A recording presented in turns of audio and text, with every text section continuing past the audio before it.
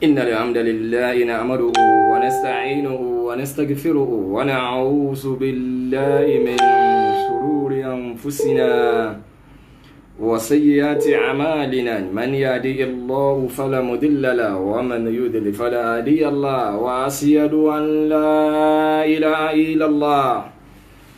وحده لا شريك له وأشهد أن محمدا عبده ورسوله صلى الله عليه وعلى آله وصحبه ومن تبعهم بإحسان إلى يوم الدين وسلم تسليما كثيرا. adúpẹ́ lọ́dọ̀ Ọlọ́run ọba tí ó ní àánú ẹ̀, ọba tó gbọngbọ́n, ọba tó bọ̀ wáyà, ọba tó ní kémi àti yín ọmọ abẹ dáadáa ká máa bẹ pẹ̀lú ìdùnnú, ọba tó ní ká máa bẹ ní jẹrúsìn rẹ̀ tí jẹ́ mùsùlùmí àńjọmọlẹ́yìn Ànábì wa Muhammad sallallahu alayhi wa sallam ní mùsùlùmí òdodo. Ọlọ́run mo bẹ̀ mo fàánú rẹ̀ bẹ́ẹ̀ oríire ayérayé Ọlọ́run dákun má ṣàjẹ́ ó jẹ́ tèmi àti yín ọláàánú rẹ̀ wájú Ọlọ́run olóríire o. Àwọn sọ̀hábà àwọn tabi'in Ọlọ́run bá wa ṣàlékún kẹ́ wọn ṣàwa náà ní ọmọ àlìjánà ọláàánú rẹ̀ wájú Ọlọ́run. Kọ́mẹ̀ntì òdẹ̀ wá appear lórí tán mọ́sá nígbàgbọ́ wípé nẹ́tíwọ̀kì yẹn wà òkè àmọ́ kọ́mẹ̀ntì yẹn kò wà appear rárá lọ́dọ̀ mi. Ọlọ́run àfẹ́hánú rẹ̀ bẹ́ẹ̀ àfọlá àjọ kan ṣoṣo rẹ̀ bẹ́ẹ̀ kí ọjọ́ mọ́ bá torí ọjọ́ tó ti lọ, torí ọjọ́ ti lọ. Èmi àti yín Ọlọ́run mo bẹ̀ mo fàánú rẹ̀ bẹ́ẹ̀ oríire ayérayé Ọlọ́run dákun má ṣàjẹ́ ó máa jẹ́ tèmi àti yín ọláàánú rẹ̀ wájú Ọlọ́run olóríire o. Ẹ rí wípé tọ́pìkì mi lálẹ́ ìní mo pè ní àlàyé ọ̀rọ̀ Abu Awero lórí ọ̀rọ̀ Saheed Shittu. Ọ̀rọ̀ yìí tọ́pìkì yìí mi ìjó ẹ̀fì púpọ̀ torí pé tó bá máa àìfin tí mo lè ní ni wípé message fún Abu Awero. Abu Awero yìí lẹni tí wọ́n ní Alif Dawa, àwọn alákòóso ẹ̀. Ẹ má jẹ́ ń tàn yín àtàwọn àti oríire ayé àti tàlìkìyàmọ̀ Ọlọ́run jí kí a jọ sí ọláàánú rẹ̀ wájú Ọlọ́run. Gbogbo àwọn tájọ ń wọra wa lọ́kùnrin lóbìnrin mi rí kọ́mẹ̀ntì yín rárá. Ṣé network ló fà ní àbí lọ́dọ̀ mi ń bí àbí mo sá nígbàgbọ́ pé à ń wọra wa. Mo rí gbàgbọ́ pé à ń wọra wa torí mo ń rí kọ́mẹ̀ntì yín lórí fóònù mi, àmọ́ yìí tí mo fi ń àti mi àti Ọlọ́run jájọ máa bẹ dáadáa, já máa bẹ pẹ̀lú ìdùnnú olóríire o. Mo fẹ́ rò pé Saheed Shittu ọ̀pọ̀lọpọ̀ àwọn tí wọ́n ń gbọ́rọ̀ jáde lórí Facebook lọ́wọ́lọ́wọ́ ó dàbí pé wọn ò ní tọ́pìkì fúnra wọn gan. Saheed Shittu gan ní fún wọn ní tọ́pìkì. Àníyàn wọn ni wípé bóyá táwọn bá ti dájú ọ̀rọ̀ kọ́ àwọn èèyàn ò lè wò àtèmi àti yín àníyàn tí kálukú fi ń ṣe tí ń ṣe Ọlọ́run san lẹ́sẹ̀. Ẹ má jẹ́ ń tàn yín ó ti dè pé o èpè nìyẹn o, àdúrà kọ́. Torí pé èyí tó yé mùsùlùmí fẹ́ni tí nǹkan kan ọba sọ pọ̀lú ẹ̀ ni wípé kò ṣẹ̀ṣẹ̀ nídìí wípé Ọlọ́run san kálukú pẹ̀lú àníyàn rẹ̀, kálukú ọgbẹ̀sán tẹ́lẹ̀. Àmọ́ bá ti di pé Yorùbá bá ti ní Ọlọ́run san ọ́ lẹ́san pẹ̀lú àníyàn rẹ̀, èpè ni wọ́n ń ṣẹ́ o. Mo fọ́ Ọlọ́run lọ́wọ́, èpè ni wọ́n ń ṣẹ́ o, wọ́n jẹ́ ń tàn ọ́. Ìyẹn ni wípé àti Abu Awero àti gbogbo ẹni tí máa tọ́pìkì ọ̀rọ̀ ẹ̀ Saheed Shittu ní gbogbo ìgbà tẹ́ ẹ bá wá ń sọ̀rọ̀ Saheed Shittu yìí bóyá ní ìlànà tó dáa bóyá ní ìdàkejì gbogbo àwa tá ń bá a ṣe pọ̀ lẹ́ ń bá wí. Torí pé Yorùbá ní ojú tọ̀rẹ́ mi ojú òtì mi wọn lólúwa rẹ̀ olójútì ni. Bẹ́ẹ̀ sì ni fúnra Ọlọ́run ẹ wọ̀rọ̀ Qur'ani a'udhu billahi minash shaitonir rajim. La khayra fi kathirin min najwahum illa man amara bi sadaqatin aw ma'rufin. Hello. Ẹ pè mí padà. Wa alaikum salam. Ẹ pè mí padà later. Mo busy báyìí ni.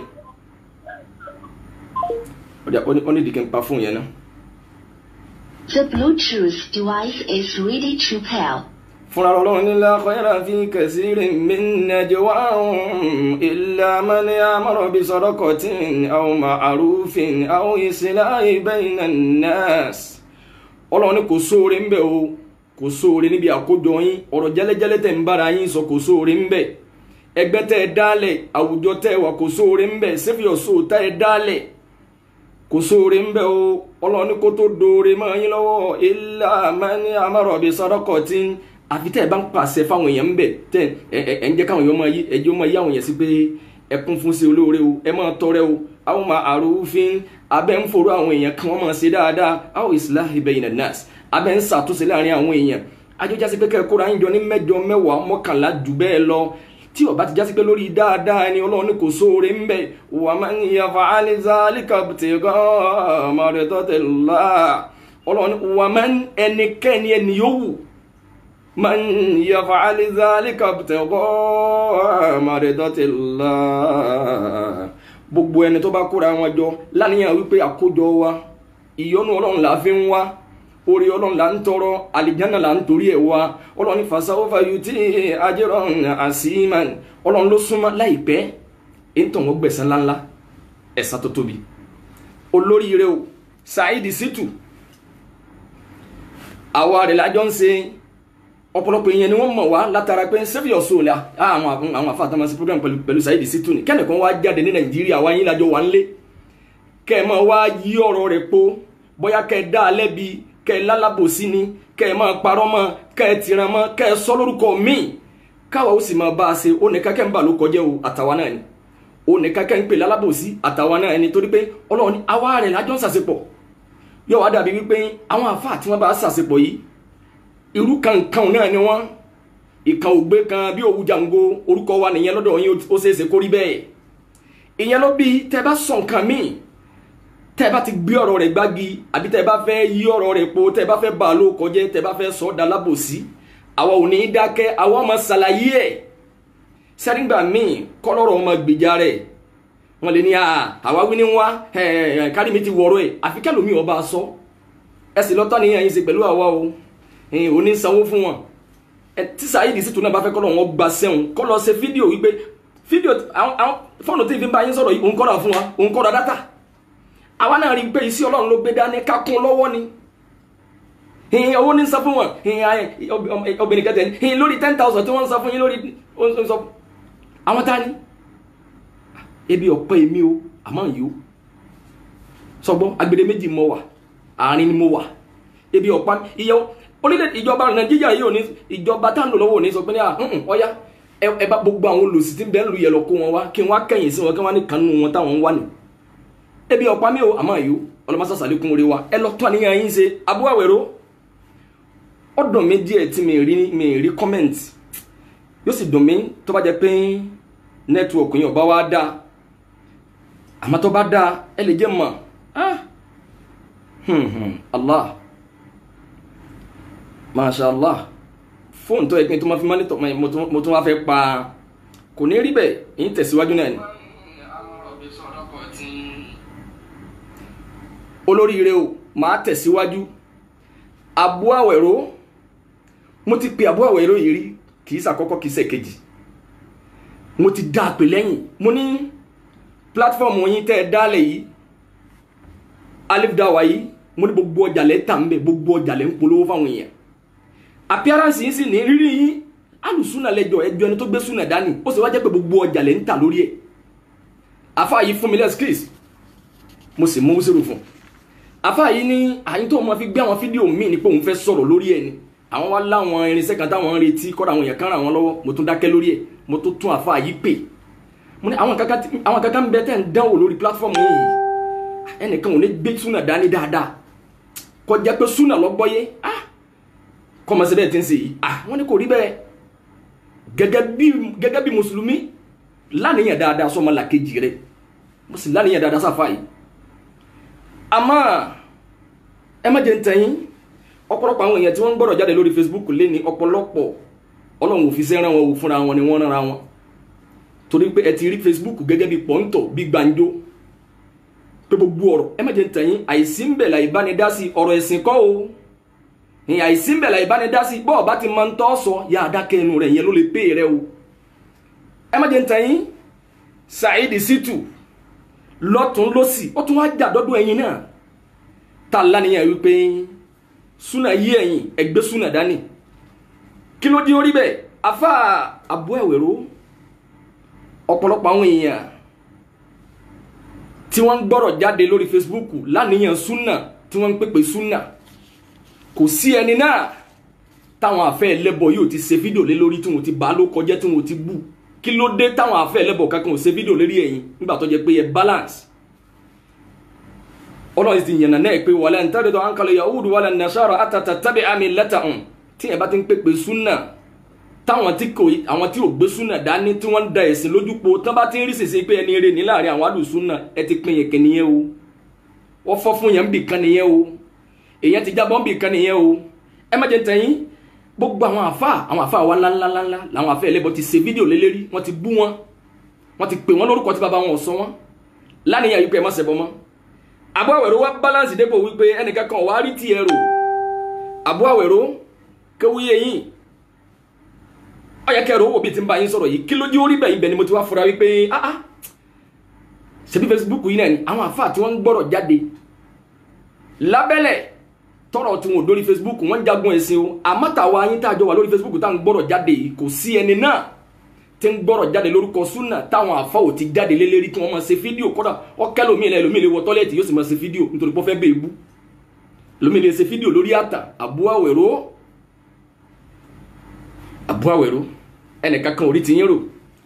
ẹ lè wo orí platform yín dáadáa ọ̀pọ̀lọpọ̀ àwọn tí wọ́n ń tà ń pè pé ń tẹ̀ ń sọ yìí ọ̀dà èrè platform yín ni wọ́n lọ pé sí ẹ má wá jẹ́ ń tẹ̀yìn ọ̀rọ̀ méjì lọ́kàn méjì lórí ọ̀rọ̀ Saheed Shittu lẹ́ni àkọ́kọ́ ń bẹ̀ òní lórí ọ̀rọ̀ wípé Saheed Shittu bó ti sọ̀rọ̀ Daddy K1 the ultimate àbí bẹ́ẹ̀ náà kọ́ K1 Daddy K1 ẹni bó ṣe sọ̀rọ̀ wọn Alhaji Wasiu Ayinde bẹ́ẹ̀ ti mọ̀ wọ́n sí nìyẹn ẹni kò sọ̀rọ̀ àwọn àfáà bẹ́ẹ̀ ẹni ń pe bọ̀dá mi gbà táfà Saheed Shittu ti ń sọ̀rọ̀ pé Saheed Shittu yìí Allahu Akbar sẹ́mi pé ọmọ Ìjẹ̀bú ni sẹ́mi pé Daddy K1 náà Alhaji Wasiu Ayinde sẹ́mi pé ọmọ Ìjẹ̀bú làwọn náà bí mo ti lérò Saheed Shittu yìí máa sọ bọ̀dá mi ọ sọ bẹ́ẹ̀ fún Sunday Igboho náà tí bá ń sọ̀rọ̀ bọ̀dá rẹ̀ ló pè kọ̀sọ́pọ̀ ọmọ ìyá mi Al-Qur'an ní innamal mu'minuna ikhwa ọlọ́run ní gbogbo ẹ̀yin mùsùlùmí ọmọ ìyá nìyí ọmọ ìyá ògèdè pọ́mọ ìlú ni wọ́n ní bọ̀dá mi sí bọ̀dá rẹ̀ kọ́ ni bọ̀dá rẹ̀ ní manakai àwọn àfà ẹwà ní kò sọ̀rọ̀ rẹ̀ bí ìkejì àkọ́kọ́ ni pé mo fẹ́ yẹn nànẹ́ ọ́ fi jura wọn lọ àgbákò a máa jura wọn lọ ọ̀rọ̀ burúkú a máa wúwo jura wọn lọ iṣẹ́ ẹbú a máa wúwo jura wọn lọ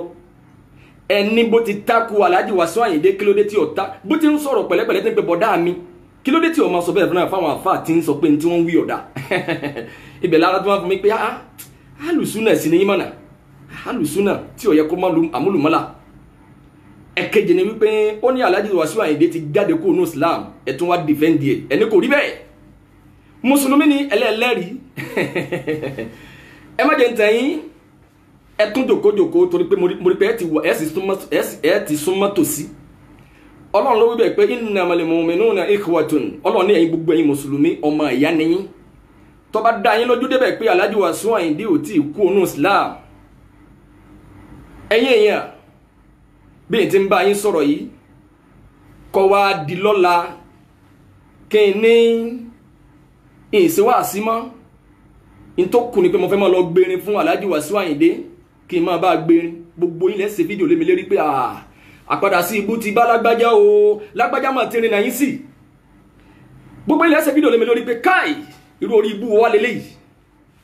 àwọn tí wọ́n máa ń gbérin lẹ́yìn wọn lọ́wọ́lọ́wọ́ àtàwọn tí wọ́n ń kọrin lọ́wọ́lọ́wọ́ kí ni wọ́n lọ́dọ̀ yín bẹ́ẹ̀ bá salábòsí àbí gbogbo àwọn àfáà tí wọ́n ń polú ẹbọ wọ̀nyí tí wọ́n ní ẹ máa wójú màálù 16 ewé ẹ̀yìn olóbe ẹ̀yìn lólobé so sí tí wọ́n ń wí bẹ̀ lórúkọ ẹ̀sìn níta gbangba tí wọ́n ń da ẹ̀sìn rú yìí kọ́ wá di lọ́la kí n máa lọ jáná sí lẹ́yìn wọn gbogbo àwọn alùsùnà ni ó jáde pé yéé irú èrè ibú tí lágbájá ṣe kò ní kan kó wá innamal mu'minuna ikhwatun ẹjá àbọ̀rọ̀ fòdodo ọ̀rọ̀ sábẹ́ àrán sọ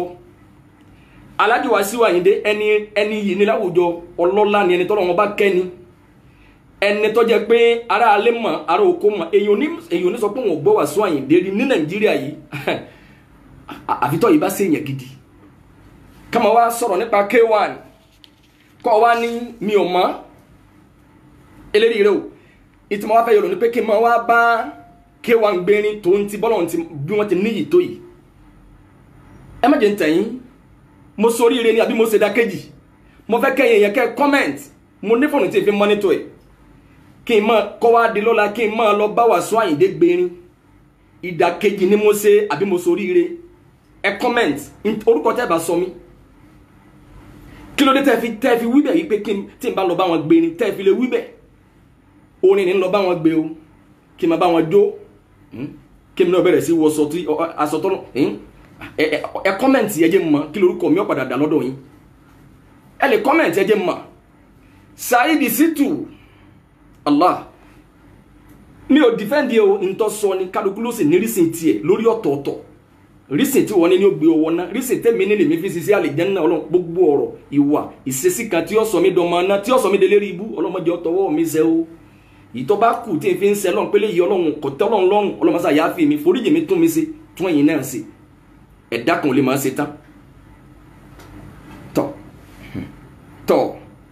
àwọn èèyàn ni mo ti fo fẹ́ǹsì ọlọ́mọdé ń sorí ibú kọ́ wá dọ̀la kí n máa lọ bá Alhaji Wasiu Ayinde gbérin torí pé kò tí ì kú ní àwùjọ mùsùlùmí lẹ́yìn pé àbí ìfi yé yín pé Wasiu Ayinde K1 dádì K1 bàbá náà ti kú onú ìsìlámù ti pé kì í ṣe máyégún tí wọ́n sẹ̀ fi wọ́n jẹ yìí lójó ṣẹ̀ṣẹ̀ kú onú ìsìlámù kódà bàbá rẹ̀ nìkan tí làákàyè rẹ̀ ṣẹ̀ṣẹ̀ wọ́n sọ fún pé Alhaji Wasiu Ayinde àwà nítorí pé wọ́n lọ Mẹ́kà gbogbo ìgbà wọ́n lọ Umrah gbogbo ìgbà tí bá wọ́n ń dàrú mọ́ lójú pé mùsùlùmí ni wọ́n ó yẹ kí wọ́n lọ lè yí ọpọlọ onítọ̀hún wò òdodo ọ̀rọ̀ bí ìsọkúsọ ẹni tó bá dàrú mọ́ lọ́wọ́ ẹ má jẹ́ ń tàn yín orí bú òní jẹ́ tèmi àti yín àní rìn náà yín sí àgbákò téèyàn fi dọ̀tá Ọlọ́run kò ní kèmí àti yín Saheed Shittu yìí ẹ rí wípé ẹ̀yin náà lẹ tì í ta ẹ̀yin àfáà náà lẹ tì í ta ọ sọ̀tà rẹ̀ ó sì fìdí ẹ̀ mọ́lẹ̀ ó ní bóun ti máa gbọ́rọ̀ jáde tẹ́lẹ̀ ni pé òun máa ń sọ̀rọ̀ lórí ó lóun wà lórí gúrùpù kan ó ní WhatsApp group ni òun wá ń fọ́ọ̀sì ń bẹ̀ pé ẹ̀yin àfáà kí ló tẹ̀ ń sọ̀sọ̀kúsọ báyìí òun wá sọ̀rọ̀ kan tó le làfáà kan bá ọba mẹ́sẹ̀gì nínú gúrùpù yẹn wípé ìwọ tó ń fọ́ọ̀sì yìí tábà bí ọ̀dà járójú ẹ̀ ọmọ níta àfimú ẹ̀ dánrin àwọn àfọ́ jẹ́wọ́ bí wọ́n ti rí fún ọ àṣẹ lóògùn ṣèbí ohun lásán lẹ́ẹ̀ máa ń sọ pé ẹ lè fi dáṣẹ̀ rí àfún yẹn pé ohun lásán gan pé máa ń lọ bàbá mo kọ̀ yá rẹ̀ tá mo kọ̀ bàbá rẹ̀ á dáṣẹ̀ rí àfún ọ ẹ bẹ́sù múlẹ̀ àbí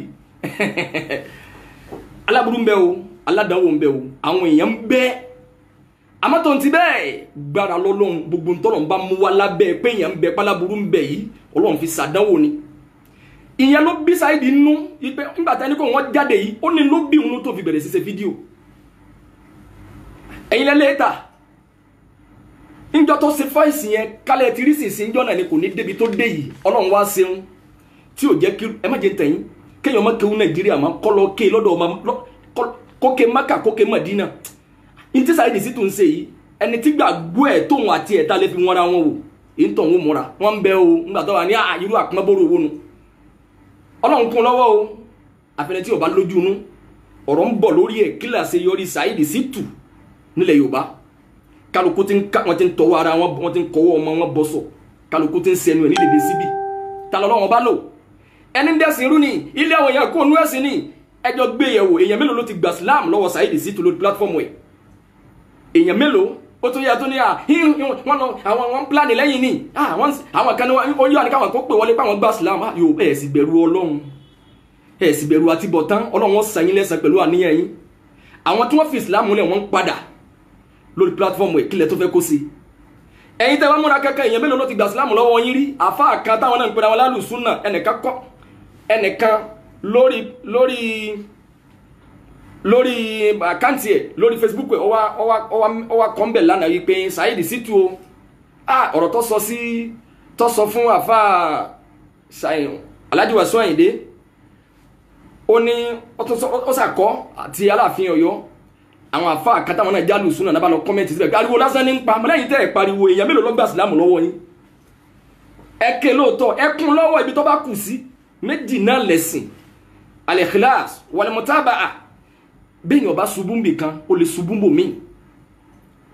kéèyàn máa ṣe gbogbo tí bá ń ṣe láníyàn tọ́lọ́hún n tá ń ṣe lọ́wọ́ ìbí kú bá bá èmi lónìí tó bá jẹ́ pàníyàn míì ni ntọ́lọ́hún ó gbé mi dìde lórí nìyẹn innamal a'malu binniyat ẹ wá ní ariwo lásán ní pa ẹ̀yin tẹ́ ẹ̀ pariwo bolẹ́wà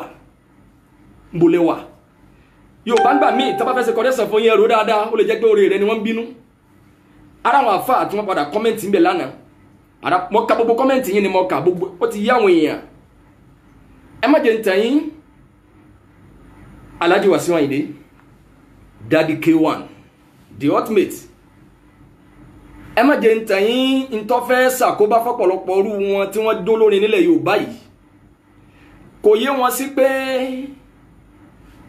ọ̀tọ̀ lẹ́sìn ọ̀tọ̀ làṣà àmọ́ tó jọ fẹ́ dàrú mọ́ yín lọ́wọ́ ni pé fúnra Ọlọ́run náà nínú ọ̀rọ̀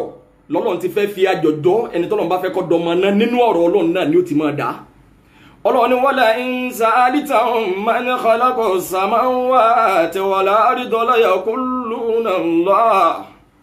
Ọlọ́run ní rí Ànábì sallallahu alaihi wasallam kò sẹ́ni tó bi léèrè ta ló dá sánmà ta ló dálẹ̀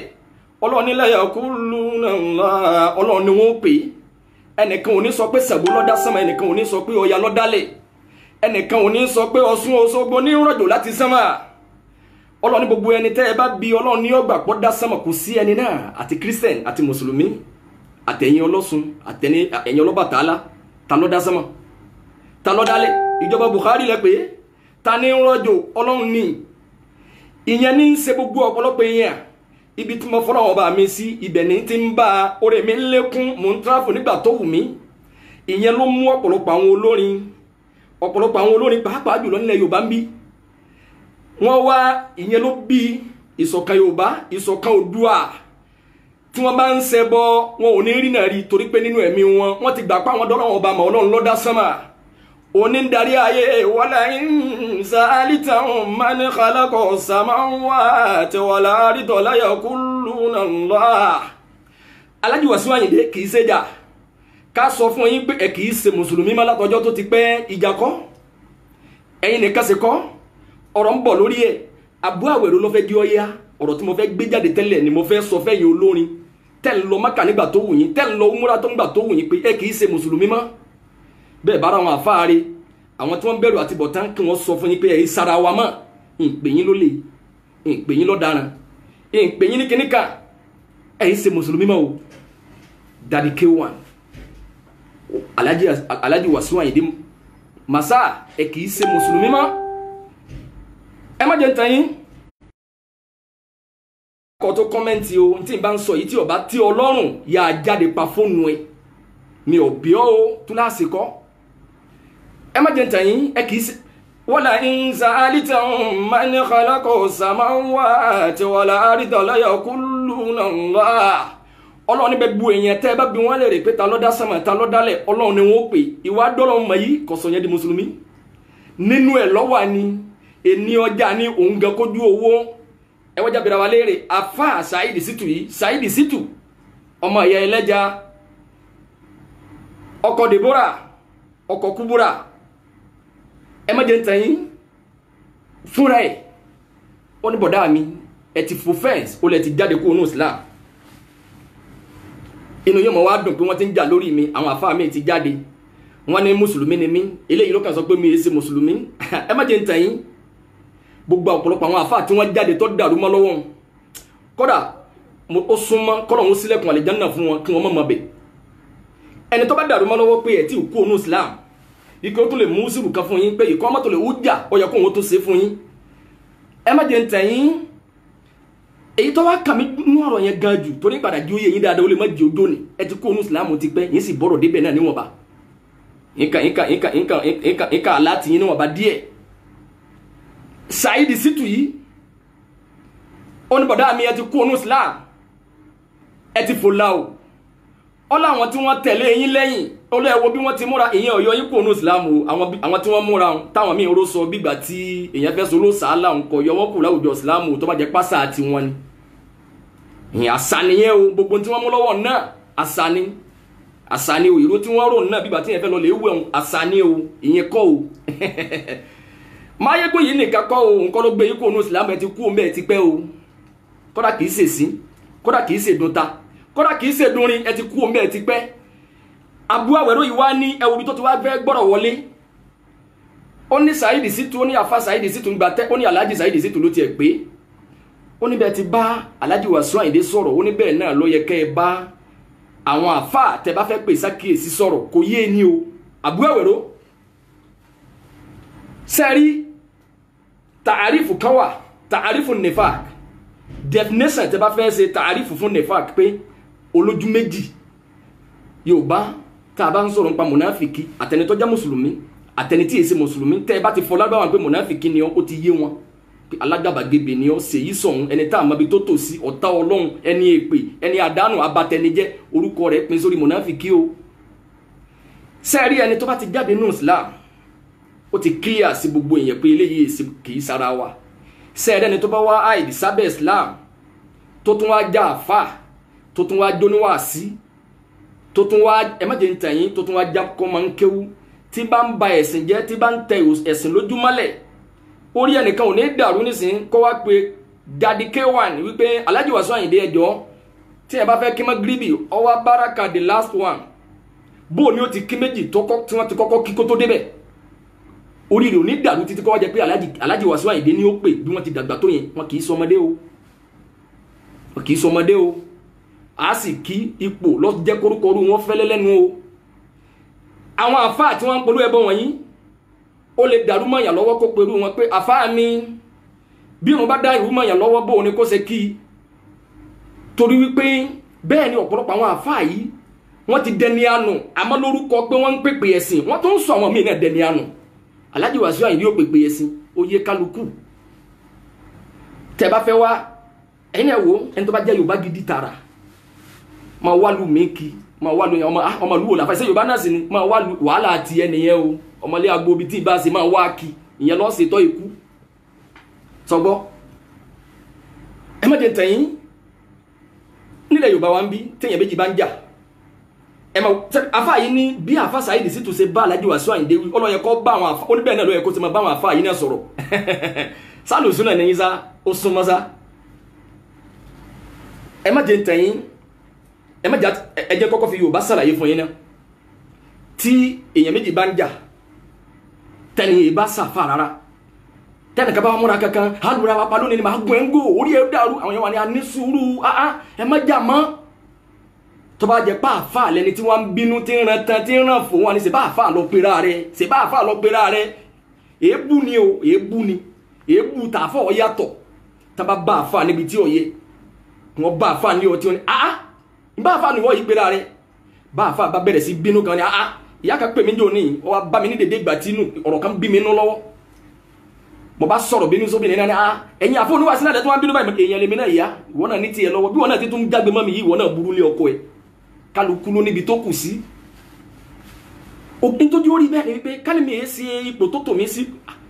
nọ́ọ̀mà ìtìyìn gbogbo kálukú lè ṣe ni kó bínú kó ìfarigá kó wà lé bàbá ẹ̀ ìtì máa dìyàn lọ́wọ́ mú ní lẹ́sìn Yorùbá náà pín tí wọ́n bá rí pé àfáà lélẹ́yìí wọ́n wá orúkọ ẹ̀sìn yẹn ni wọ́n máa fi pé ìwọ ó yẹ kó yé wọ pé kò yẹ kó bínú ó yẹ kó yé wọ pé kò yẹ kó jà ìyẹn ló bí tẹ́ bá wá bá àfáà níbi tá àfáà ti gbérí èèyàn lọ́wọ́ ẹni ní tẹ́wọ́ ni pé ẹni yìí tẹ́ fi máa sọ pé sọ́yí ó yẹ ká gbérí èèyàn lọ́wọ́ àfáà yẹ pèlè mọ́ sẹ́lẹ̀ tẹ́ bá bá lọ́wọ́ èèyàn tẹ́ lè máa bí ẹ tó sí bóyá kírísítẹ́nì bóyá mùsùlùmí ni tẹ́ni kí ló wá sún ọ débẹ̀ àmọ́ tó bá jẹ́ pé àfáà ni ìpèlè mọ́ sẹ́ kí ló fà torí pé ẹ ti ṣe ìsìnàdò elimi sọ́dọ̀ rẹ̀ pé eléyìí onímọ̀ ni kò yẹ ká bọ́ níbí ìyẹn ló bí tàbá Alhaji Wasiu Ayinde níbi tí ọ̀yẹ kì í ṣe mùsùlùmí tẹ́lẹ̀ Daddy K1 yìí ṣe mùsùlùmí níjọ́ Alhaji Wasiu Ayinde wá bọ́ sórí Facebook kọ́ máa wá sọ pé àbí kó wá ṣe fídíò wípé ẹ̀yin èèyàn o anábì ọlọ Isra wal Miraj kọ́ lọ gbanú wá o kò ní wí bẹ́ẹ̀ ẹni rẹ ni wọ́n ó dàrú mọ́ wọn lọ́wọ́ ni ẹ̀yin àfáà yìí náà lẹ sì kó bá wọn yìí ṣàlàyé yín dáadáa ẹ̀yin àfáà yìí náà lẹ kó bá wọn níbi tẹ́ẹ̀jẹ̀ ẹ̀ ń sọ àwọn èèyàn dọ̀tọ̀ ọlọ́run ọlọ́run wa qualify tààrífù tí ọ̀pọ̀lọpọ̀ àwọn èèyàn mú wá fún nifaq ojú méjì tààrífù tẹ́lí definition tọ́lọ́run lọ́gá ọlọ́run ní wallahu yashhadu innal munafiqina lakasibun ọlọ́run ní wallahu èmi ọlọ́run yashhadu innal munafiqina lakasibun ọlọ́run ní gbogbo munafiki yányá òpùrọ́ ni wọ́n ibi tọ́ba lẹ́ẹ̀ ti bá àwọn ibẹ̀ kẹ́ẹ̀ ti bá bòmí lẹ́ẹ̀ ti bá ọlọ́run fúnra ọlọ́run qualify wípé tábà ní munafiki léèyàn ìtumọ̀ rẹ̀ ìdàkejì rẹ̀ ni wípé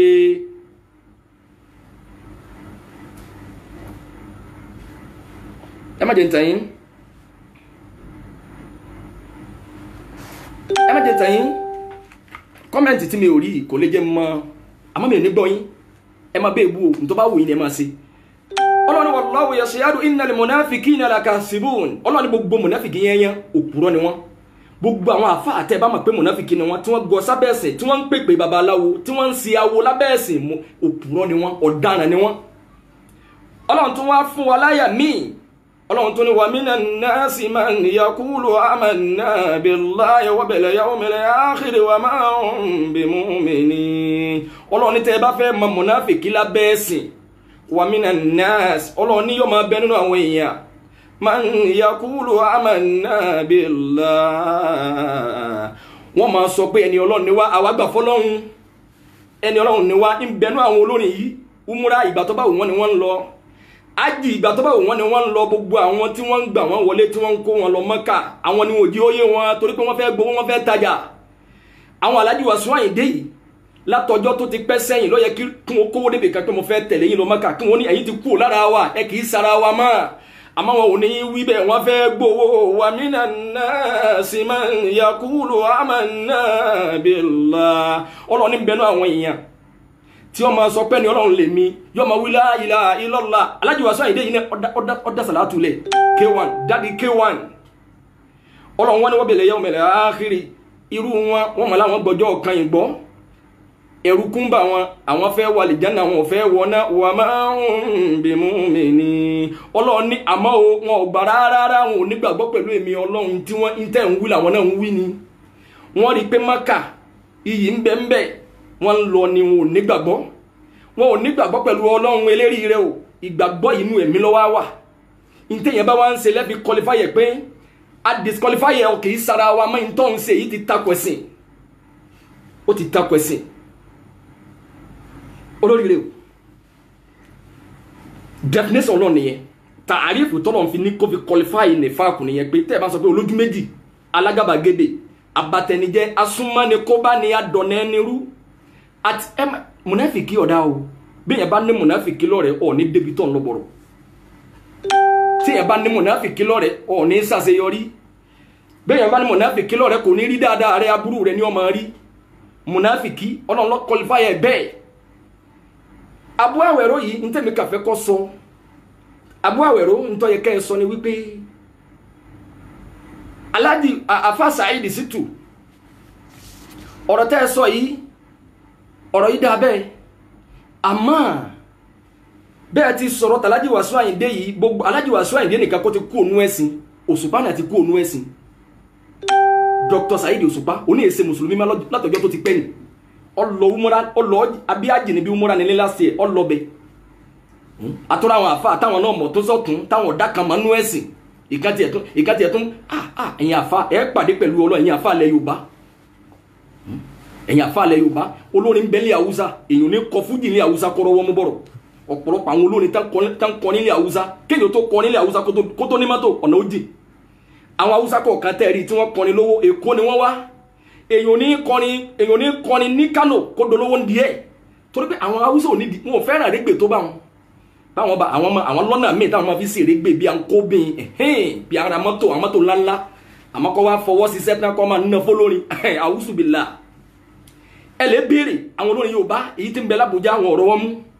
èyí tí ń bẹ ní Kánò òsì ní ń ta wọn èyí tí ń bẹ ní Kaduna agbẹni ń ṣe wọn ọ̀rọ̀ wọn mú bẹ́ẹ̀ ẹ má jẹ́ ń tẹ̀yìn torí pé Haúsá kan ò ní pè wọ́n Haúsá kan ò ní fọwọ́ sí sẹ́tàn ẹ̀yin Yorùbá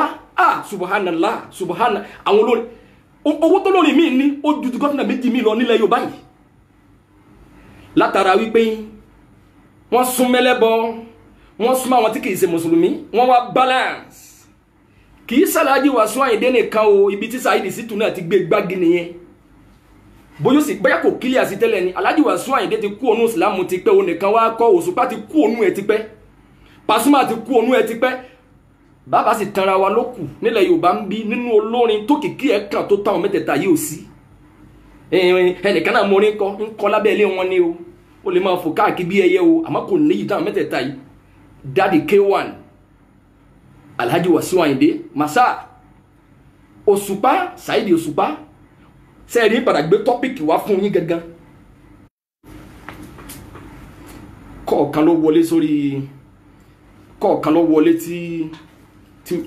ló wọlé sórí bí tí n ti bá yín sọ̀rọ̀ ẹ má jẹ́ ń tẹ̀yìn Alhaji Wasiu Ayinde ti kú ònú ìsìlámù ti pẹ́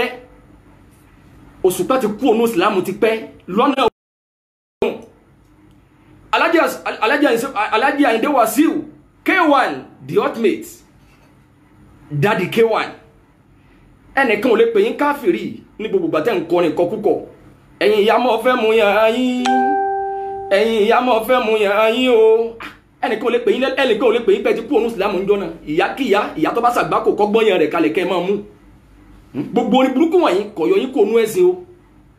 kò yọ yín o kọ̀nfà gbogbo bẹ́ẹ̀ ṣe fobi olóbìn jó táwọn obìnrin jó wájú yín láwọn àgbà kan sẹ́yìn kò yọ yín kó ònú ẹ̀sìn o gbogbo kọkúkọ tẹ́ nǹkan táwọn yọ máa jó kọ́dà tí wọ́n bá lẹ̀ máa mutí ìyẹn ọ̀kan èmi o mi ọ̀mà àmọ́ kọ́lọ́rin kan wá níbẹ̀ tí wọ́n mi yìí mi èkó bí o mi èkó bí o ìyàwó mi nìkan náà ni o mi èkó bí mi èyí àlè kọ́dà mi mutí mi fagbó ìyẹn ọ̀sọ́ di mùsùlùmí o bẹ́ẹ̀ l'Òṣùpá wọ́n lè interview ẹ̀ kó sọ pé òun èkó bí wọ́n lè interview ẹ̀ kó lòun èdòrógbó pẹ̀lú kó lòun èdòbí gbèlèta sí ọtí sẹ́ẹ̀rí ń tẹ́ǹsẹ̀ ó burú ju gbogbo nǹkan tí mo kàkalẹ̀ yìí wọ̀nyí lọ gbogbo nǹkan wọ̀nyí náà níjìyà bí yẹn bá ṣe sìnà kú yóò jẹ ìyà ń dúró dè Ọlọ́run bó bá wù mí mo lè foríjì àmọ́ ẹbọ Òṣùpá ẹ̀ ń pèrè ayé ní mùsùlùmí ẹ má jẹ́ ń tẹ̀yìn nílẹ̀ Yorùbá lọ́wọ́lọ́wọ́ báwọn àwọn onífá bá fẹ́ kí ọdún Ifá wọn ó dùn Òṣùpá ni wọ́n pè ọdún Ifá tí wọ́n bá ṣe tí gbẹ́gbọ́n kan sí Òṣùpá lólórin wọn mùsùlùmí alájì tẹ́ ń lọ Mọ́kà ní gbogbo gbà ẹ̀yin wo lẹ kó bá wọn àwọn àfáà wo ni wọ́n súnmọ́ yìí àwọn ọ̀tọ̀ Ọlọ́run wò kí wọ́n wá ń dúpù yín wọ́n ń gbowó lọ́wọ́ yín wọ́n wá sòdodo fún yín pé kì í ṣe mùsùlùmí mọ́ bẹ́ẹ̀ bá kọ́lé wọ́n wà bẹ́ẹ̀ wọ́n wà bá yín sílé bẹ́ẹ̀ bá bímọ àwọn àfáà yín náà ni wọ́n wà bá yín kó mọ́ wọ́n wá jí òye yín pé kì í ṣe mùsùlùmí mọ́ orin Ifá dùn lẹ́nu Òṣùpá láwùlà ó dùn ju Fátíhà lọ ṣé mùsùlùmí nìyẹn tẹ̀lé mi dáadáa Ifá olókun eléríire o bẹ́ẹ̀ ni Alhaji Daddy K1 Alhaji Ayinde Wasiu Ayinde Masa ṣẹ́rí èyí tẹ́ lọ lè ṣe lọ́yọ̀ yìí kó gbé yín kó ònú ìsìlámù o máyégún tí wọ́n fi yín jẹ yìí ẹ ti kú ònú ẹ ti pẹ́ o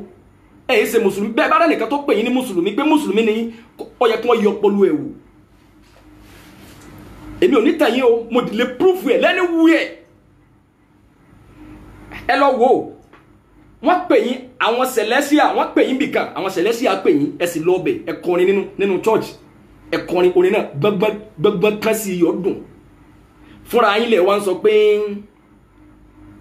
ọmọ Genesis ni mí o ọmọ ara yín ni mí o ọmọ Genesis ẹni sẹ̀lẹ́lẹ̀ yín náà o ẹni bàbá dọdún tí ń bọ̀ ẹ̀ ń bọ̀ wá dúpẹ́ oore ẹ fúnra yín lẹ̀ pèrè ayín bẹ́ẹ̀ sẹ́sẹ̀lẹ̀ kan jẹ́ mùsùlùmí sẹ́sẹ̀lẹ̀ kan jẹ́ aláàjì sẹ̀lẹ̀ kan jẹ́ mùsùlùmí ẹ̀ ṣe mùsùlùmí má ti pẹ́ fúnra yín lẹ̀ ẹ ti yọra yín kò nù ìsìlámù sẹ́ni gbogbo yìí tẹ́ lọ sí lọ́yọ̀ yìí bàbá wa Aláàfin Ọ̀yọ́ òjò pàṣẹkẹrẹ ọmọ Àtìbà òjò kàkàkà tí sàárè lójú oríkì wọn ọlọ bẹ́ẹ̀ fẹ́ni tí ó bá jìnà sílé èèyàn ńlá ni wọn àbíyì ni wọn láwùjọ èèyàn ò ní fa àbùkù kanrú wọn yóò retí àbùkù èèyàn ò ní fẹ̀tẹ́ kanrú wọn yóò retí ẹ̀tẹ́ káwá sọ fún bàbá yìí pé wọn kì í ṣe mùsùlùmí kì í ṣèjà ẹ̀ ṣe mùsùlùmí ẹ̀ ṣèjà èmi ò ṣẹ̀ṣẹ̀ bẹ̀rẹ̀ Facebook kọ́ sọ mí dàfà o lórí TV station kan mo ti lọ bẹ̀rí ní ọdún tí bàbá wa Ọ̀yọ́ Aláàfin tí wọ́n lọ sí mọ́sálásí táwọn wọ́n wá mú ìyàwó wọn dání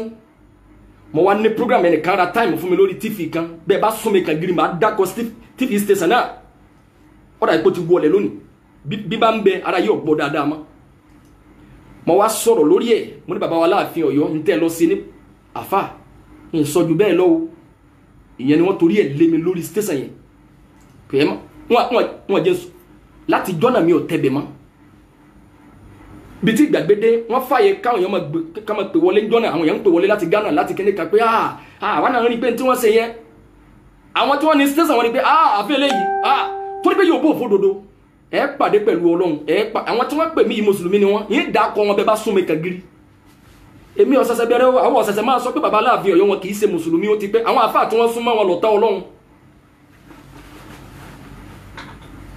àwọn àfáà tán bá wọn ṣe pọ̀ àwọn àfáà tí wọ́n fi yé wọn pé bàbá ẹni ayé bá yẹ lọ́run ó yẹ ẹ pàdé pẹ̀lú Ọlọ́run Ọlọ́run ló wí bẹ́ẹ̀ wa minan nasi man yaqulu amanna billahi wa ma bimu'minin Ọlọ́run ní bẹ̀rù àwọn èèyàn wọ́n bá yín kírun ni wọ́n bá yín ṣe la ilaha illallah ni wọ́n gbọ́lọ́hun gbọ́ káfìrí ni wọ́n ẹlẹ́bọ ni wọ́n bàbá wa Láàfin Ọ̀yọ́ níbi máyégún tí wọ́n ṣe bàbá wa ní kọ̀yé ọba kọ́ba ọmọ mutí níta gbangba kọ̀yé ọba kọ́ba ọmọ ọjà sẹ́rí gbogbo ń tẹ́ kàkálẹ̀ yìí bọ́ba bá mutí a sì èrè lára àlú ó pé kọ̀yọ́ kúrò láwùjọ mùsùlùmí o bọ́ba bá ń jà kọ̀yọ́ kúrò láwùjọ mùsùlùmí ìtí wọn ó pè ní wípé oníjà gídíjà gan bọ́ba bá yẹ onísìná ìtí wọn ó pè ní pé adójútì ni wọn ò ní sọ pé kì í ṣe mùsùlùmí mọ́ gbogbo nǹkan tẹ́ kàkálẹ̀ wọn yìí ó níjìyà béèyàn bá ń ṣe sìná ó ṣeéṣe kó kárùn béèyàn bá ń ṣe sìná ó ṣeéṣe kó dolòṣì béèyàn bá ń mutí ó ṣeéṣe kó má tẹ́gbẹ́ àmọ́ ń tẹ́ ń sọ jáde ẹ̀ ń sọdún eégún ọdún Ṣàngó ẹ pè alẹ́ Pasuma yìí ṣe mùsùlùmí kìí ṣe mùsùlùmí Pasuma wá bí ibi tí wọ́n ẹ̀yin mùsùlùmí Pasuma Aláàfin Ọ̀yọ́ pè nígbà tí wọ́n sọdún eégún ọdún Ṣàngó festival Paso lọ ọbẹ̀ Paso ọmọ yàwó ànábì ní ọmọ yàwó ànábì wo ọ̀n tí ìrànmọ́ ànábì sáànábì fún yàn lóyún lẹ̀ yìí ni wọ́n kọ́dà pàwọn àfáà tí wọ́n súnmọ́ wọ́n ti tún yẹn sí ń tẹ̀rànmọ́ ọmọ yàwó ànábì ló ń torí pé yàrá ẹ̀ ń jẹ́ Khadija ìtẹ́ ẹsẹ̀ lára rẹ̀ ò tó nǹkan o Pasuma òun náà bó ìtọ́ ẹ̀ká bá Saheed Shittu ìtọ́ ẹ̀kọ́ ṣe nìyẹn Saheed Shittu mistake tiẹ̀ nìyẹn Alhaji Wasiu Ayinde nìkan kọ́lẹ̀ ó nìkan kó ti kú òun Islam Òṣùpá ti kú o mọ́jẹ̀ ń tàn Òṣùpá ti lọ kì í ṣe mùsùlùmí mọ́ ẹnìkan ò ní pẹ̀lú wọn ní mùsùlùmí ó yẹ kí wọ́n yí ọpọlọ ẹ̀ wò Alhaji Kollington Ayinla ìtọ́ yẹ kéèyàn bẹ ìtọ́ yìí àwọn báwọn ṣe dàgbà àwọn tiẹ̀ ti dàgbà bí táwọn dàgbà dé ibi abáde yìí ní jòun ní ìkọrin mọ́ ìtọ́ kù ní kí n fi gbogbo gbèsè ayé mi lókù kí n fi tìláwà Al-Qur'an kí n lọ pàdé Ọlọ́run dáadáa èèyàn kọrin kí ni bẹ́ẹ̀ olórin kọrin ní Haúsá kì í ṣe pé àwọn wá sọ ọ́ di bàbàrà tó bá nítorí pé Yorùbá fẹ́ràn rẹ̀ gbé tani ọkọrin ní Haúsá kò ní rásọ parọ̀ ẹ lọ béèrè gbogbo àwọn olórin mùsùlùmí tí wọ́n sọ̀rọ̀ àwọn di nǹkan bàbàrà nílẹ̀ Yorùbá wa ń bí bí yẹn bá tó gbá olórin mùsùlùmí jọ ńlẹ̀ Haúsá bọ́ bá gba ní iṣẹ́ wọn ní lówó san tani òsìfò ìrégbè ní ẹ béèrè lọ́wọ́ àwọn olórin níjọ́ tán bá pè yín lọ Kánò èló lẹ kó wálé tán bá gbé yín lọ Àbújá olórin kan bẹ l'Àbújá wọn ló níláárí dáadáa wọn ló lówó ń díẹ̀ àmọ́ kò lówó kọ mo ní ajẹ́pẹ́ orin yìí kó ti dìde ó lówó míì tó fi kún ni ilẹ̀ Yorùbá ń bí kí yóò sì máa lu agolo yóò sì rí se ń di ẹ̀ nígbà tó péré èrè gbè ní olùsíwá kún àárín ẹ̀yìn èèyàn àwọn wọn ń fò káàkiri wọn ń kọ́lé sọ́tún wọn ń kọ́lé sósì nígbà tẹ́ ẹ̀gbọ́n àrò oko ni ọ́ gbogbo áìláńdì tó ń gbé náà tó ń náwó fọlọ́rin tó ń láàgùn gbogbo àrò oko ni ẹ́ àrò oko. àwọn àfáà Òṣùpá kì í ṣe mùsùlùmí wọ́n pọ̀ bẹ́ẹ̀ o tọ́pìkì yìí ń bọ̀ Abu Awero ìwọ lọ́jọ́ ọ̀yá Abu Awero lọ́jọ́ ọ̀yá platform tẹ́ sí kalẹ̀ ọ̀rọ̀ mi bọ̀ lórí ẹ̀ gan ẹ fi ran súnà lọ́wọ́ ni ọ̀pọ̀lọpọ̀ àwọn àfáà tí wọ́n ń takò ẹ̀sìn ẹ̀ tó gbé wọn wá ẹ̀ tó lẹ́ ẹ̀gbọ́n délé yìí wí wọ́n ní a máa dáko èèyàn kọ̀yẹ́ ká dáko èèyàn bí wá sí ẹlòmí ọmọ yóò wà mọ̀sẹ̀ bí ẹlòmí ọmọ wò pakopako bí ìgbà tó wà tèèyàn ń jà bẹ́ẹ̀ ẹlẹ̀ mákẹ́wù tẹ́lẹ̀ ká Ọlọ́run gbé wá sí ran yín o ọ̀pọ̀lọpọ̀ yín Facebook ló fẹ́ sọ yín dòun wá sí ọ̀sán gangan èèyàn kọ̀yẹ́ ká dáko èèyàn ọ̀rọ̀ ń bọ̀ lórí ẹ̀ ǹjẹ́ alẹ́ dáko àbá lè dáko ìwọ̀n ara gbogbo yín létí àwọn tẹ́ ẹ ti dáko tẹ́lẹ̀ tẹ́yìn náà ti ń dáko ní wá sí yín tẹ́lẹ̀ ajẹ́pẹ́ ńjọ́ tẹ̀ ń dáko eré yín ò pé ńjọ́ náà nìyẹn ajẹ́pẹ́ ńjọ́ tẹ̀ ń dáko ẹ̀ ti fagbó ńjọ́ náà ní àbí bẹ́ẹ̀ bá fẹ́ gbàbò sí wọlé Òṣùpá tọ́jọ́ wípé Òṣùpá Saheed Òṣùpá ó ní kámbẹ́ tọkọ̀ ìmọ̀ sọ pé ní kíní kan ẹyẹ ìyá mi o ẹyẹ ìyá àṣálẹ́ pé ẹ̀ máa pẹ́ bọ́ ni àṣálẹ́ pé àbí àṣálẹ́ rò pé ń dá Òṣùpá tí máa bá wọn ṣe announcement fún ọdún Ifá ìmọ̀ bá wọn ṣe mùsùlùmí nítorí àṣà Yorùbá kágbé àwa Yorùbá ò gbọ́dọ̀ jà ìṣọ̀kan Oòduà ní ọ̀wá sọ yín dọ̀tá Ọlọ́run ọjà lóní tẹ́ǹtà Òṣùpá yìí náà ló ní mi ò mọ̀ kan tó ó ní jíjí tí mo jí Ifá ni mo kí àbí nǹkan jíjí tí mo jí Ifá ni mo kí èmi gbórin gbọ́kúgbọ́ wọ̀nyí àwọn tí ọdún bá mọ́ ti fi ẹlẹ́bọ̀ lélẹ̀ jíjí tí mo jí Ifá ni mo kí mi ò mọ̀ kan tójú Ifá lọ àbí kíní kan ó ní kémi ọ̀sá ti là ń tèmi ni ẹ̀yìn èèyàn padà pé wọlé ẹni tó bá mọ orin burúkú yìí ọkọ̀ ó ní òun ọmọ kan tójú kóhun jí kífá lọ mùsùlùmí tó ní òun ọmọ kankan lẹ́yìn kóhun kífá ó ní kankan ò sí kan wo lẹ́yìn kí káyé tòun ti dá ó ní kọ̀ọ̀kan wo káyé tòun sà ti dá ni ìyẹn ni pé gbogbo fátòun bá ń wí bẹ́yìn bá ní ọ̀dá táyé tòun bá ti dá díẹ̀ ọ̀dọ̀ yín ni ò ti dá ṣé mùsùlùmí wá nìyẹn ṣé mùsùlùmí nìyẹn Pasuma gbogbo wọn kìí ṣe mùsùlùmí tó bá dàrú máa yín lọ́wọ́ wípé Alájà Àyìndé Wàsíù masa Daddy K1 mùsùlùmí ni ọ̀yẹ̀kùn oyè ọpọlọ yín tó ń wò ẹ má jẹ́ ń tàn yín tẹ́ ẹ bá fẹ́ kí gbọ́ngbọ́n kan sí ọdún Ṣàngó Òṣùpá ni ẹ pè tẹ́ ẹ bá fẹ́ kí gbọ́ngbọ́n kan sí ọdún Ifá àti mùsùlùmí sọ́jọ́ra wọn ẹ̀yin àfáà yìí náà lẹ́ ń kó bá wọn ẹ̀yin náà lẹ́ ń dọ̀ àwọn lọ́nà rú ẹ̀yin náà nítorí pé ń tẹ́ wọ́n sà láwọn àfáà tí wọ́n ń súnmọ́ káwọn àfáà yọ wá ní àbáyín sàṣepọ̀ mọ́ Òṣùpá dìpù gan nínú ká kọrin ẹbọ sẹ́rù ẹ̀ṣẹ́ mùsùlùmí ni ẹ̀dí ó yí ọ̀ ẹ̀ ṣe mùsùlùmí ẹ wá jáde sórí Facebook ìṣẹ́ ìsìlámù ni adákọ̀ ara wa ìmọ̀ lọ́nà ti dákọ̀ káfìrí subhan ẹ̀yin àfáà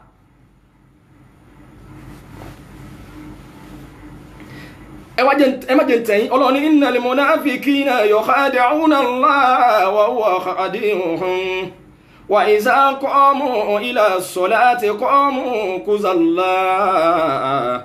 yura'una an-nasa wa la yadhkuruna Allaha illa qalilan ọ̀rọ̀ náà rẹ̀ definition mi tún rẹ̀ Ọlọ́run ní bẹ́ẹ̀ bá fẹ́ mọ munafiki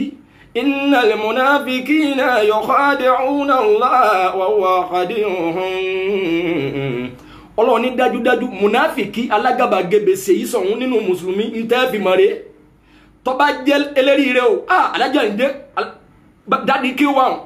ọkọrin fáwọn ṣẹlẹ̀ gbọ́gbọ́ àwọn kírísítẹ̀nì gan wọn kọ́mẹ́ntì pé ẹ̀yin kírísítẹ̀nì yìí alábòsí ni yín ẹni tẹ́ gbé wáyé ṣé mùsùlùmí ni ẹwọ́ bí ti ń kọrin ọkọ̀ fún ẹ̀ lákọ́ lára ọ̀pọ̀ bẹ́ẹ̀ tí mo lè mú wá níbi tọ́pìkì tí ń gangan Abu Awero ló bí tòní Ọlọ́run ní innal munafiqina yukhadi'una Allah àwọn mùnáfìkì èrò wọn ni pé àwọn ń tan Ọlọ́run bá jẹ wa huwa khadi'uhum Ọlọ́run ní sẹ́mi náà wà tún tàn yín jẹ ni àbí èmi ò ní tàn yín jẹ Ọlọ́run ní tẹ́ bá fẹ́ mọ mùnáfìkì wa iza qamu ila salati qamu kuzalla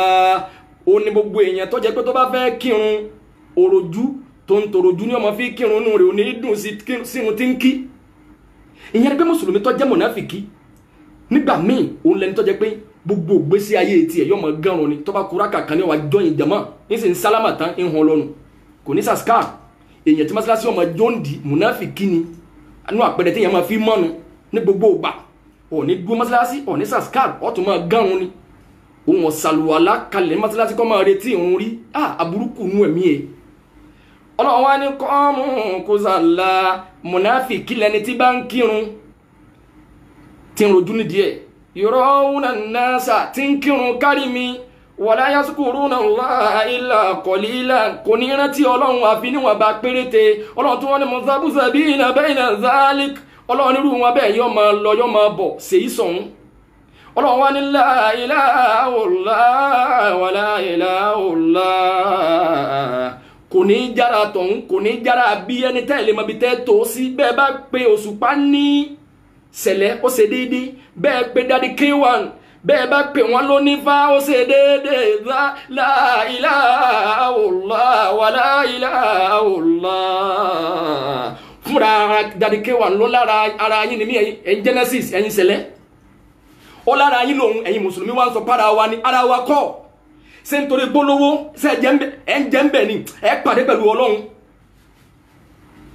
wọn ni la ilaha illallah wa la ilaha illallah ẹni tẹ́ ní mọ̀bí tó tò sí òun ni mùnáfìkì òun lalágàbàgebè abatẹnijẹ́ akóbàní adọ̀nà ẹni rú wọn ni wa man yudlilillahu falan tajida lahu sabilan Ọlọ́run ní gbogbo ẹni tẹ́mi Ọlọ́run bá sọnù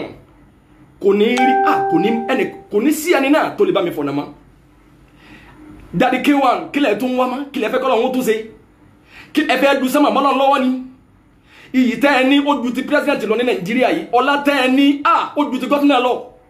ẹ fi sin lọ́hùn ẹgbà fọlọ́ yányán ọjọ́ ogbó ti dé la ilaha illallah wa la ilaha illallah kí lẹ̀ ń sá fún tó bá jẹ́ pé Yorùbá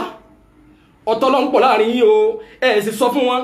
eléyìí rẹ̀ Ọlọ́run wọn ni wọ́n láwọn sáàrọ̀ búkàlà amánàmá ń fẹ̀lẹ̀ àrídì kullun jami'an Ọlọ́run wọ́n láwọn sáàrọ̀ búkà tó bá wèmí Ọlọ́run ọba rí ànábì ni láàmánàmá ń fẹ̀lẹ̀ àrídì kullun jami'an gbogbo èèyàn láyé ni ọba jẹ́rú sí Ọlọ́run kò ní í ṣẹlẹ́bọ láàrin àwọn èèyàn ajápẹ́ yẹn bá ń ṣẹbọ pẹ̀lú ẹ̀sìn ajápẹ́ rí ire kọ́lọ́run kọ́míntọ̀n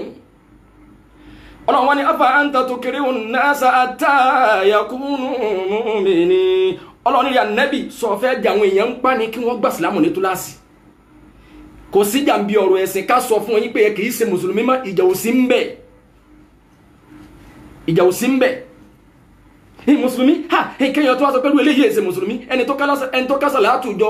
gbogbo alásàlátù tí ọba máa Daddy K1 pé kì í ṣe mùsùlùmí òun gan kì í ṣe mùsùlùmí ọ̀bọ̀rọ̀ clear sí yín wọ́n amórin ẹbọ kọjú subhanallah Saheed Shittu wá ní brọ́dà mi èèyàn ní bàbá ikú bẹ́ẹ̀ bá ṣẹbọ kú iná lẹ́wọ̀ àwọn èèyàn àtúwárà àwọn mùsùlùmí ìmí ìjẹ́ Abdul Hafiz wọn lọ kọ́mẹ̀tì ṣe dáàdì rẹ̀ ní gbéná sọ ìwọ lọ níná àìgbádùn lọ́kọlù ọ̀ èèyàn ó ti sọ̀rọ̀ bọ́lọ̀ ti wí nìyẹn ó ní bẹ́ẹ̀ bá bàbá ikú iná lẹ́wọ̀ ó ní tẹ́ bá bàbá ikú sọ pé yóò alùsùnà kan ní sọ pé ọmọ náà ni ọmọ náà bọ́ bá bàbá ikú ọwọ́ náà àdéhùn Ọlọ́run ni ọ̀rọ̀ Ọlọ́run ló wí ẹ lọ wo olórí ìwò lẹ́yìn rí nílé Haúsá bẹ́ẹ̀ tí wọ́n máa wọ ṣọ́ọ̀ṣì tí wọ́n máa lọ́dọ̀ eléégún tí wọ́n máa lọ́dọ̀ àwọn onífá tí ó tún wá padà wọ mọ́sálásí èrí bẹ́ẹ̀ sẹ́yìn nìkan nílẹ̀ Yorùbá ẹ̀yin nìkan ni afa àkàtọ̀ tí a wá sojú bẹ́lúbẹ́lú wá ní kẹ́ tó pèyàn lẹ́lẹ́bọ ẹ kọ́kọ́ ṣe ìkọ́mọ́tò lè wújà fún náà ẹ lọ bá nínú ilé kọ́ nínú yàrá ni nínú yẹ̀wù ni nígbà tí ọlọ́sẹ̀ lẹ́nu yàrá ló ti ṣe kẹ́ máa sọ fún rẹ̀ ìpẹ́ eléyìí òkè sara wa mẹ́lẹ́yìí ṣe mùsùlùmí mọ́ àwọn àfáà tí wọ́n sì kàkà àfáà ṣebí kan náà àwọn brọ́dà náà àwọn àfáà tí wọ́n kàkà àfáà tí wọ́n ń gbọ́rọ̀ ẹ̀ tí ọ̀rọ̀ wọn mọ́ àfáà tí tọ́rọ̀ rẹ̀ yàtọ̀ sí pé yẹn ń kọrin bí ìbá ìgbé wà sí di pé ń kọrin káwọn àwọn promoter tó bá ẹ lọ takẹ́sẹ̀ ti Alhaji Daddy K1 tí wọ́n ṣe fáwọn àwọn onífátí láti alágbádá tà síta ẹ lọ wo kíṣẹ́ tìyẹn ẹ mọ̀ pé ó ti kú ònú ìsìlámù ti pẹ́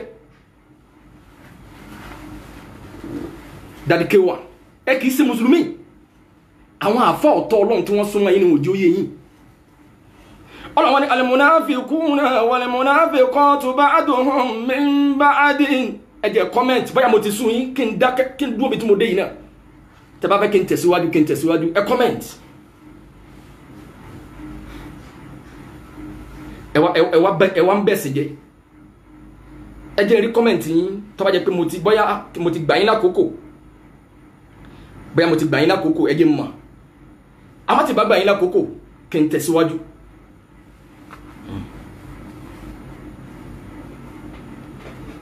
mo rẹ́ nìkan wọ́n ní kí n tẹ̀síwájú mo rẹ́ nìkan mo tó rẹ́yìn méjì broda Adébáyọ̀ Ọláyínká àwọn èèyàn ní kí n tẹ̀síwájú wọ́n ní kí n tẹ̀síwájú torí pé mi fẹ́ kí n sọ̀rọ̀ kalẹ̀ láì jẹ́ pé bá mọ̀ rí pé ẹ̀ ń tẹ̀lé mi ọlọ́ni al-munafiquna wal-munafiqati ba'duhum min ba'din ọlọ́ni gbogbo alágàbàgebè gbogbo munafiki ìwà wọn jọra wọn ni gbogbo ẹ̀yin àfáà tẹ́ ń jáde pé K1 dáadé K1 kò tí ì kú ọ̀nà Islam ìkànnì yìí bẹ́ẹ̀ bá sì mọ̀ pé bẹ́ẹ̀ bá mọ̀ pé ó fẹ́ máa bẹ́ẹ̀ ká bẹ́ẹ̀ náà fún yín kọ́lọ̀ wọn sọ yín dẹni tí wọ́n máa lọ lè gbére lẹ́yìn rẹ̀ lọ́la kẹ́ ẹ máa jó ẹ bá máa jó òhò ìyẹn ọ̀yọ́ yín kò láwùjọ Islam ìdákàwé ni pé ẹ̀ ń sẹ́lọ̀n Muslim fasik mùsùlùmí tó ya criminal kẹ́ ẹ máa mutí pẹ̀lú orin tẹ́ ń kọ ẹ̀yin tá a sọ fún mi pé mùsùlùmí ọ̀daràn ẹ máa wá kọrin ifá lẹ́nu ẹyẹ ìyá mi o Òṣùpá Saheed Òṣùpá ó ti kú ònú Islam ti pẹ́ kí ìyá rẹ̀ ó tó kú lọ ti fi Islam lẹ̀ káni mo láǹfààní àti lè dí ọ̀dọ̀ Òṣùpá ni mo fẹ́ sọ fún pé orin tó máa ń kọ tó máa ń lùlù sí un kọ́ tó bẹ̀rẹ̀ orin ó láwọn orin tó máa ń kọ kí wọ́n tẹ̀ kí wọ́n tó lùlù sí wọ́wọ́ stúdíò wò lọ kọrin láì lùlù sí wallahi ara yọ gbọ́ Ọlọ́run bùn ọ ní ohun náà má wàá fi kọrin rẹ́gbẹ̀rẹ̀gbẹ̀ mọ́ orin ẹ̀sìn má fi gbẹ́sìn ga sọ fáwọn èèyàn kí wọ́n jáwọ́ níbi ẹ̀fọ́ níbi ẹbọ kí wọ́n jáwọ́ níbi ifá wá kéde ẹ̀ pé mo ti di mùsùlùmí padà yẹn àfá ẹ̀ fi kálímà sí mi lẹ́nu padà ọlọ́ni láti ẹ̀wọ̀n ṣeré lọ ni confirm lẹ́gbọ́n ẹjẹ́ ní wọ́n máa bí yín al-munafiquna wal-munafiqati ba'duhum min ba'd ẹ̀yin tẹ́ gbó lọ́wọ́ wọn tí wọ́n tẹ̀lé yín lọ́wọ́ múra bẹ́ẹ̀ tìrí làwọn bí ni ọlọ́wọ́n ni ya'muruna bil munkar ọlọ́wọ́n ní àwọn tí wọ́n jẹ́ munafiki Allahu akbar ya'muruna bil munkar ntọ́lọ́wọ́n bá ọ̀fẹ́ ni wọ́n máa pòrò àwọn èèyàn kí wọ́n máa ṣe àbí sáré o kọ́ má bàa wáyé asán má dùn ó ayé gan òdu asán pẹ̀lú ohun tó cool àwọn èèyàn má rò pọ̀rọ̀ gidi lẹ́ ń sọ ẹ̀wọ̀n bẹ̀ ẹ̀ ń bá gbàgbọ́ àwọn èèyàn jẹ́ ẹ̀ pàdé pẹ̀lú Ọlọ́run àwọn bàbá ń gà ní àgbà ṣe tí wọ́n ṣe ni Haruna Sọ̀lá ṣe ń tó ṣe nu àwa náà láwọn olórin Alájà Ìbàdí Àlàó ṣe ń tó ṣe nu ọmọ èké àgbàǹkálá ṣe ń tó ṣe nu Alájì Síákà Gbéyànjú ṣe mú òṣè ṣe ń tó ṣe nu ọ̀pọ̀lọpọ̀ wọn yìí eléríire o subhanallah Ọlọ́run wọn ni ya'muruna bil munkar wọ́n máa fi tọ́nà ọba láàgbọ́dọ̀ dédé ẹ̀ òní wọ́n máa fòrò ẹ̀ wọ́n yẹ ni àwọn anil ma'ruf wọ́n máa wá pàṣẹ wọ́n máa fòrò àwọn èèyàn kí wọ́n fi dáadáa lẹ̀ gbogbo ọ̀rọ̀ tẹ́ ń sọ ní tẹ́ ẹ̀ mọ́ tẹ́ ń ṣe ẹ̀ fi lé àwọn ẹ̀yìn ti kú ònú Islam orin yìí tí wọ́n lé àwọn èèyàn náà kú ònú Islam ẹnìkan ní ààbò wọn bá ti jí lọ́jọ́ kan kó wọn gbọ́ Òṣùpá ìgbésí ayé ọjọ́ náà ò tí ì da ṣùgbọ́n ìwú ó torí orin tí ọ̀pá Kùránì tì kọ̀ọ̀ka Kùránì ẹ̀ jẹ́ ju ẹ̀wọ̀n wájú Ọlọ́run ni wayakbiduna aydiyahum nasullah fanasiyahum Ọlọ́run wayakbiduna aydiyahum Ọlọ́run nírú àwọn èèyàn bẹ́ẹ̀ àwọn mùnáfìkì wọ́n wá di ọwọ́ ara wọn pínpín mùnáfìkì a máa ní ahun débi pé tẹ́ bá rí èèyàn tán bá ti ń fi mùnáfìkì ròyìn ahun ní ọ̀jẹ̀ ahun kò ní náwó síbi tí ò ti ní rèrè ẹ̀ bọ́ bá náwó fún ọ fẹ́ gbà tọwọ́ ẹ̀ sí ni Ọlọ́run ní nasullah wọ́n ti gbàgbé mi Ọlọ́run fánàsí ọ̀hún èmi Ọlọ́run náà ti gbàgbé wọn ẹ ti kú ònú Ìsìlámù nítorí pé lówó ń di ẹ̀lẹ́ fi ń rò pé ẹlẹ́sìn ni àwọn tí èsè mùsùlùmí wọ́n ní láàrí jù yín lọ ń di ìrégbè ẹ̀yin àfà Ọlọ́run wọn ní innal munafiqina hum fasiqun Ọlọ́run ní gbogbo àwọn mùnáfìkì àwọn alágàbàgebè Ọlọ́run ní àdàlúrú ni wọ́n arúfin ni wọ́n ọ̀tá Ọlọ́run ní mùnáfìkì àwọn èèyàn ń fi Ìsìlámù lẹ̀ l'Amẹ́ríkà wọ́n ń fi orin lẹ̀ wọ́n ń gbà Ìsìlámù wọ́n ń fi orin lẹ̀ ní London wọ́n gbà Islam ní dòrò lórí ilẹ̀ Yorùbá kan wá sọ pé ní àyìn ìṣèrégbè mọ́ èyí tó bá pa orin tì ayé Ọlọ́run fàyè dààmú ẹ̀ ẹ̀sìn wa ní káwọn la pé bí a ṣèrégbèdé bí a sòsìdé yìí ní dòun ìyìn sòsìmọ́ ní tí ò já wọn orí páwọn fẹ́ túbá ní pé ẹ̀yin àfà ọ̀daràn tẹ́ ń súnmọ́ wọ̀nyí ẹ̀yin àfà ọ̀tọ̀ Ọlọ́run wọ̀nyí ẹ̀yin àfà ẹni bí wọ̀nyí Abu Awero wa ní bí Saheed Shittu ṣe tírìtì Alhaji Wasiu Ayinde ló yẹ kó tírìtì àwọn àfà ẹlẹ́bọ yòókù ọgbàgbé ni Abu Awero bàbá wa àgbà tí wọ́n jóníwà sí àgbà nílẹ̀ Yorùbá ń bí oníwàsí ni wọ́n láyé jọ ilẹ̀ Haúsá ni wọ́n wà tẹ́lẹ̀ wọ́n máa ń ṣe wàásí wọ́n lé kán wọ́n máa ń wọ stúdíò wọ́n máa sọ̀rọ̀ síjọba arúgbó nǹkan